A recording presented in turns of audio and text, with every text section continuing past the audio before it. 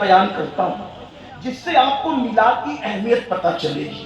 بہت توجہ کے ساتھ میرے الفاظ کے جامع میں ایک روایت سنیں، پھر میلاد کی اہمیت آپ کو پتہ چلے گی کہ میلاد النبی ہے کیا، آمد رسول ہے کیا، میلاد مصطفیٰ صلی اللہ علیہ وآلہ وسلم ہے کیا، اور میلاد سے کس کس کو فائدہ پہنچا، کس طرح پہنچا. آج لوگ کہتے ہیں، پوری دنیا میں کہہ رہے ہیں بیٹی بچاؤ، بیٹی پڑھاؤ، بیٹی کی عزت کرو. یہ بات اگر آج لوگوں کو 1450 سال کے بعد سمجھ میں آئی ہے تو یہ صرف میلاد مصطفیٰ کا صدقہ ہے، آمد رسول کا صدقہ ہے. ورنہ جن کی زبانیں آج بیٹی بیٹی کر رہی ہے، کل انہی کی زبانیں بیٹیوں کے تعلق سے کیا تھی، میں وہ تھوڑا سا جائزہ پیش کرتا ہوں. یہ تاریخ کے انمٹ نقوش ہے جس میں ٹپنی نہیں کر رہا ہوں، صرف حقائق آپ کے سامنے رکھ رہا ہوں. دیکھیے اللہ کے رسول علیہ السلام کی آمد سے پہلے ننگے ہو کے کعبے کا طواف کرنا. اگر عورتیں مخصوص ایام میں چلی جائے تو عورتوں کو گھروں کے اندر اندھیرے میں بند کر دیا جاتا تھا. اگر بیوہ ہوتی تھی تو ہمارے بھارت ہی کے اندر یہ طریقہ تھا.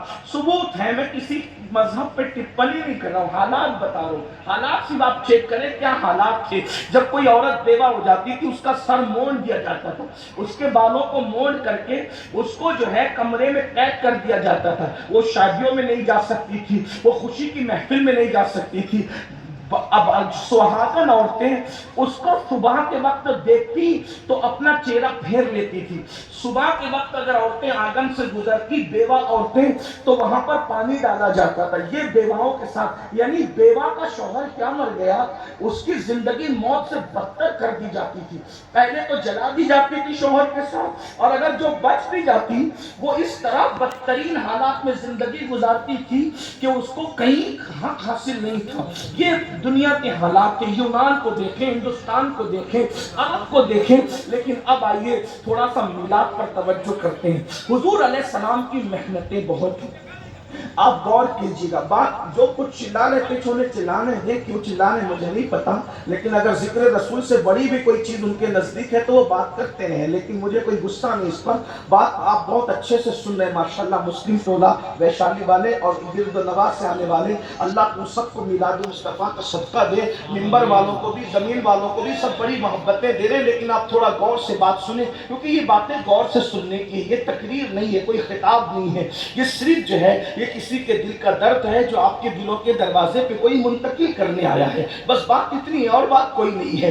حضور علیہ السلام کی آمد سے پہلے عورت کو کچلا جا رہا ہے، کمزوروں کو کچلا جا رہا ہے، غریبوں کو کچلا جا رہا ہے. کعبے کی عظمت پامال کی جا رہی ہے، پیشانیاں آوارہ ہو چکی ہے، سجدے آوارہ ہو چکے ہیں. ایک خدائے وحدہ لا شریک کو چھوڑ کر گوبر کی عبادت ہو رہی ہے، چوہوں کی عبادت ہو رہی ہے، بندر کی عبادت ہو رہی ہے، درختوں کی عبادت ہو رہی ہے، پتھروں کی عبادت ہو رہی ہے. یعنی جو عبادت کے لائق ہیں اس کو چھوڑ کے سب کی عبادت ہو رہی ہے. یعنی کہ سن، غور تو فرمائے، اندازہ تو فرمائے، غور تو کریں انسان کتنا بگڑ چکا تھا. انسان کا چہرہ انسان کی طرح تھا، وہ درندوں سے زیادہ وحشی ہو چکا تھا، جانوروں سے بدتر ہو چکا تھا. جو خدا کی حق تلفی کرنے لگے وہ کس کا حق ادا کریں گے؟ اللہ اکبر، اللہ اکبر. اندازہ فرمائے حضور کے آنے سے پہلے کے حالات جو میں واقعہ پیش کر کے آپ کو سمجھانا چاہتا ہوں، بتانا چاہتا ہوں، ذرا اس کو محسوس کریں. اگر دوسرے مکاتب فکر کے بھائی آئے ہیں ان سے بھی میری گزارش ہے کہ ذرا میلاد پر توجہ کریں. میلاد کس چیز کا نام ہے؟ میلاد کہتے کسے؟ اگر آپ نے کسی سے سن کر کے جو ہے وہ یوں ہی بولنا شروع کر دیا ہے اور یوں ہی آپ حضور علیہ السلام کی میلاد پر ٹپنی کرتے ہیں تو تھوڑا سا ایک مطالعہ کریں. میلاد کس چیز کا نام ہے؟ دراصل بات یہ کہ جب اللہ کے رسول تشریف لائے تو حضور علیہ السلام کی عادت کریمہ تھی کہ آقا علیہ السلام فجر کی نماز کے بعد اپنے صحابہ کی طرف رخ کر کے اور قبلے کی طرف پیٹ کر کے بیٹھ جاتے تھے اور صحابہ کرام سے پوچھتے تھے آپ میں سے کسی نے کوئی خواب تو نہیں دیکھا؟ صحابہ اگر خواب دیکھتے تو حضور کو وہ بیان کرتے، حضور علیہ السلام اس خواب کی تعبیر بیان کرتے. کبھی کوئی خواب حضور دیکھتے تو اللہ کے رسول علیہ السلام اپنا خواب بیان کرتے اور ان کو تعبیر بتاتے. اسی طرح کبھی کبھی ایسا ہوتا زمانے جاہلیت کی باتیں، یعنی حضور علیہ السلام کی آمد سے پہلے کی باتیں نکل جاتی تو کبھی صحابہ رو پڑتے، کبھی مسکرا پڑتے.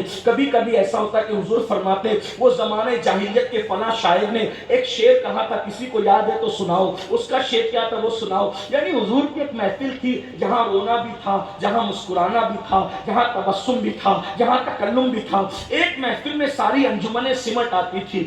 اب غور کریں، ایک دن ایسا ہوا فجر کی نماز کے بعد آمینہ کا لال، عبداللہ کا جگر پارا، ہم سب کے آقا و مولا مصطفیٰ کریم رؤوف الرحیم صلی اللہ علیہ وآلہ وسلم صحابہ کی جھرمٹ میں بیٹھے. ذرا تصور میں لائیے گرد و نواز سے آنے والوں، ذرا تصور میں لائیے جب ان کا ذکر کرتے ہیں تو محفل اتنی اچھی لگتی ہے، اتنا نور برستا ہے، ایسی رحمتوں کی برسات ہوتی ہے. جب بذات خود وہ کسی محفل میں جلوگر ہوتے ہوں گے تو اس وقت محفل کا عالم کیا ہوتا ہوگا. ایک طرف صدیق باوفا ہے، ایک طرف فاروق ہے، فاروق اعظم ہے، ایک طرف عثمان ذوالنورین ہے، ایک طرف حیدر کردار ہے، کہیں سعد ہے، کہیں سعید ہے، کہیں طلحہ ہے، کہیں زبیر ہے، کبھی ابو عبیدہ ہے، کہیں جب عبد الرحمن ابن عوف ہے، کہیں ابو ہریرہ ہے، کہیں خالد ابن ولید ہے. غزہ کے صحابہ کے جھرمٹ میں آمینہ کا لال جلوگر ہے. آفتاب رسالت، مہتاب رسالت یہ جلوگری ہے. اور حضور علیہ السلام کے اس محفل میں اچانک زمانے جاہلیت کا ذکر نکل آتا ہے.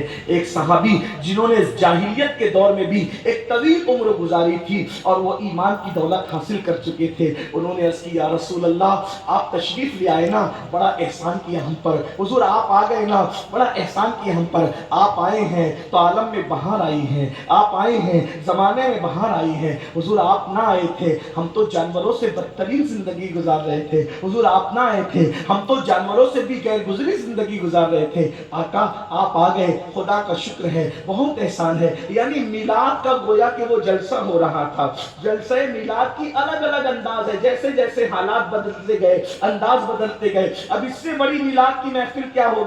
صاحب میلاد خود موجود ہے، حضور کی آمد کا تذکرہ ہو رہا ہے، حضور علیہ السلام کی آمد پر شکر ادا کیا جا رہا ہے. اس سے بڑی میلاد کی محفل کیا ہوگی؟ اتنے میں وہی صحابی کہتے ہیں آقا اگر اجازت دیں تو میں لوگوں کو بتاؤں کہ جب آپ نہیں آئے تھے تو ہم کتنے خوخار تھے، ہم کتنے برے تھے، ہم کتنی برائی میں زندگی گزار رہے تھے، اور آپ آئے تو ہم کیسے بدل گئے. حضور نے فرمایا اجازت ہے، بتاؤ تم نے جاہلیت کا دور کیسے گزارا، کفر کا دور کیسے گزارا، میرے آنے سے پہلے کے حالات کیسے گزارے. تو اس صحابی نے کہا یا رسول اللہ حالات تو بڑے طویل ہے جو ہم نے گزارے ہیں، لیکن زندگی کا ایک واقعہ جو مجھے یاد آتا ہے میں آپ کو سناتا ہوں. اب وہ واقعہ وہ صحابی حضور کو سنا رہے ہیں، سب صحابہ سن رہے ہیں. اب میں ان کی آواز کو لا تو نہیں سکتا لیکن ان کے الفاظ کو اپنے الفاظ کے جامع میں نقل کرتا ہوں تاکہ میلاد کی اہمیت پتہ چلے. وہ کہتے ہیں آقا میں وہ ظالم بات ہوں، وہ ان کی اپنی بات ہے. ہم صحابی کو ایمان لانے کے بعد کبھی برے الفاظ سے یاد کرنا تو دور کی بات،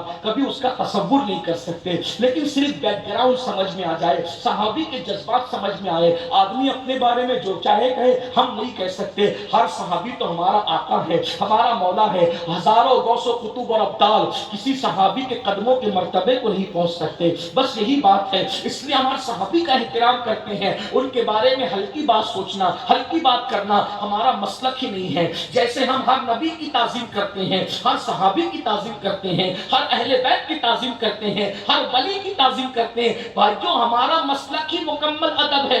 اہل سنت کا ہے بیڑا پار، اصحاب حضور نجم ہے اور ناؤ ہے، اطرت رسول اللہ کی. ہمارا تو حال یہ ہے کہ خدا نے دو ہاتھ ہمیں اس لیے عطا فرمائے ہیں، ایک ہاتھ میں صحابہ کا دامن ہے اور ایک ہاتھ میں اہل البیت کا دامن ہے. لیکن صرف حالات سمجھ میں آ جائے، وہ اپنے بارے میں جو کہہ رہے ہیں اپنے الفاظ کے جامع میں وہ کہتے ہیں آقا